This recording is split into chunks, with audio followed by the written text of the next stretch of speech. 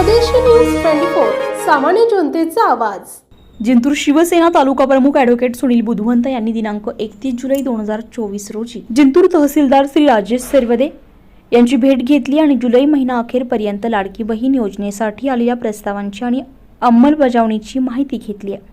महाराष्ट्राचे लाडके मुख्यमंत्री श्री एकनाथजी शिंदे यांनी सुरू केलेल्या मुख्यमंत्री लाडकी बहीण योजनेस तालुक्यातून भरभरून प्रतिसाद मिळत असून तालुक्यातील महिलांची संबंधित कार्यालयामध्ये गर्दी होत असते।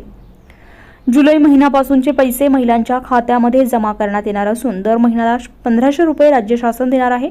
या योजनेसाठी जिंतूर तालुक्यातील 45,000हून अधिक अर्ज प्राप्त झालेत।